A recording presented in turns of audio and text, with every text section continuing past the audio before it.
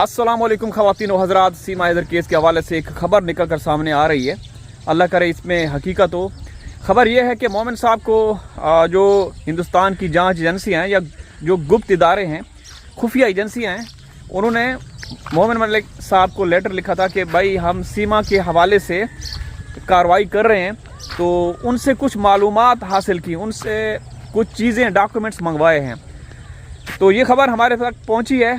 कैसे पहुंची है ये अभी नहीं बताएंगे, लेकिन ये हमारे तक कंफर्म खबर आ चुकी है कि मोमिन साहब के साथ हिंदुस्तान की जो ATS के चीफ़ हैं, IB, MI या जितने भी इदारे हैं हिंदुस्तान की, NI, उनके जितने भी हेड हैं, जितने भी मुखिया हैं, वो मोमिन मलिक साहब के साथ संपर्क में हैं और उनसे एक एक रिपोर्ट, एक एक पत्र, एक एक डॉक्यूमेंट्स मांग रहे हैं।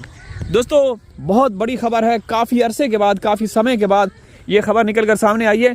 तो सनातनी बहन भाई सबसे पहले अपनी माता श्री का प्रणाम करें। ये देखें अभी घास खा रही है। घास में क्या है ये देखें, ये मारती भी है बहुत, माशाल्लाह। देखें सीमा की तरह हम नहीं है कि हाथ फेरें। सीमा तो वहाँ आपके हिंदुस्तान में इस तरीके से हाथ फेरती है और पाकिस्तान में इसकी ना हड्डी, ना पसली, ना टांग, ना लीवर, कुछ नहीं छोड़ा। ठीक है ना। तो ये देखें सनातनी बहन भाई जो हैं, आप प्रणाम करें। तो ये देखिए इसमें भूसा है, घास है और इनके हाजमे के लिए डाइजेस्टिव क्या बोलते हैं, ये नमक रखा हुआ है। ये हमारे देश का नमक पूरी दुनिया में फेमस है, पिंक सॉल्ट। तो ये देखें 1-2 रुपये किलो मिलता है, 1-2 रुपये, यानी कि इंडियन चवन्नी का, इंडियन 1 रुपये के यहाँ 4 किलो मिलते हैं नमक, जो पाकिस्तान में। क्योंकि हमारे पाकिस्तान का नमक जो है पूरी दुनिया में, कुछ लोग तो ऐसे हैं जो हमारे देश का नमक खा के नमक हरामी भी करते रहे। खैर छोड़े, मुद्दे की तरफ आते हैं। दोस्तों सीमा हैदर केस के हवाले से एक बहुत बड़ी डेवलपमेंट निकल कर सामने आ रही है कि मोमिन साहब के साथ उनके जो चीफ़ हैं, ATS के चीफ़ या जो भी इदारों के कुछ चीफ़ हैं, मुखिया हैं, वो मुसलसल राब्ते में हैं, मुसलसल राब्ते में हैं। मोमिन साहब ये चीज़ें शायद ना बताएं। मोमिन साहब ने ये चीज़ बता दी थी कि बल्कि उन्होंने अपने पोस्ट पे भी लिखा था, पोस्ट पे लिखा था कि उन्होंने लेटर लिखा है, मतलब जो हिंदुस्तान की गुप्त इदारे हैं, एजेंसियां, उन्होंने लेटर लिखा है मोमिन साहब को।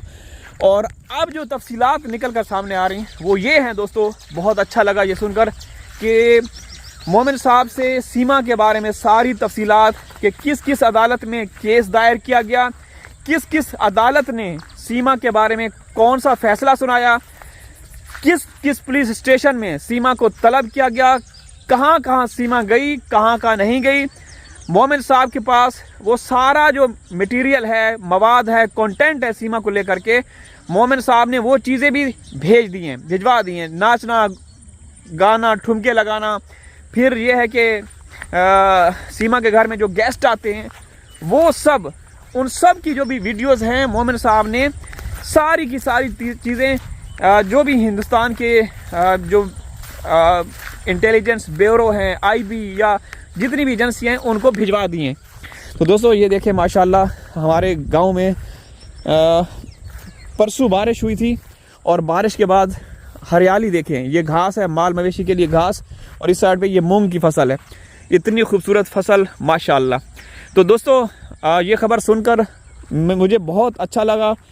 मैं बड़ा पुरजोश हूँ।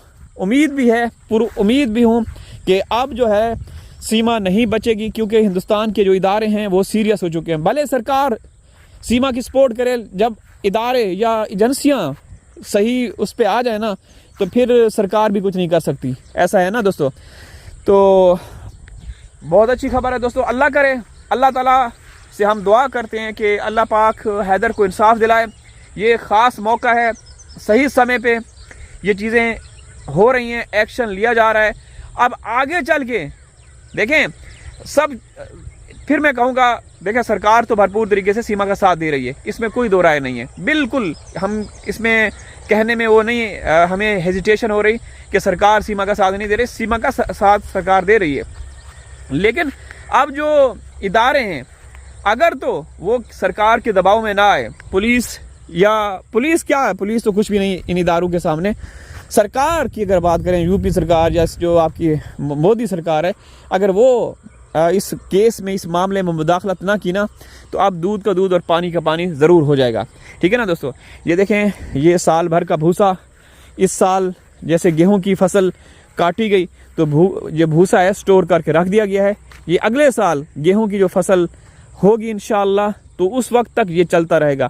आसपास सरकंडे लगाए गए हैं ताकि चिड़िया या परिंदे पक्षी वगैरह इसको ना नुकसान पहुंचा सकें। मुर्गे वगैरह आते हैं या नुकसान करते हैं तो उनको, और फिर ऊपर से कुछ चीज़ें रखी गई हैं, वो पॉलीथीन का जो एक शीट होती है, ताकि बारिश से या नमी से महफूज बनाया जा सके। तो दोस्तों, बहुत बड़ी खबर है, अच्छा लगा ये खबर सुनकर। कल भी इंशाअल्लाह कुछ चीज़ें होती रहीं, क्योंकि दोस्तों ये चीज़ें इस तरह की हैं कि हम खुलकर बात नहीं कर सकते। लेकिन मोमिन साहब ने जब कम्युनिटी पे ये चीज़ें लगा दी कि इंटेलिजेंस ब्यूरो के चीफ ने उनको लेटर लिखा, तो समझ जाइए दोस्तों, ये कोई छोटी मामूली बात नहीं। हिंदुस्तान के गुप्त इदारे मोमिन साहब के साथ संपर्क में हैं। मोमिन साहब से सीमा के बारे में सारा कुछ पूछ रहे हैं। मोमिन साहब ने इदारों को ये भी लिख के दिया है, बता दिया है कि हिंदुस्तान की अदालत ने सीमा को सोशल मीडिया चलाने पर बैन किया था, लेकिन ये औरत चला रही है। इस औरत की कभी 12 जून को इसकी बर्थडे होती है, जन्मदिन होता है, कभी 10 जून को मनाती है, कभी मार्च में, कभी अप्रैल में। हिंदुस्तान के 140 करोड़ लोगों को ये चूतिया बना रही थी। लेकिन अब जो है ना, अब बहुत कुछ होगा दोस्तों, उम्मीद की जा रही है। अगर मोदी और योगी सरकार ने मदाखलत ना की, ठीक है ना, तो बात दोस्तों बड़ी है।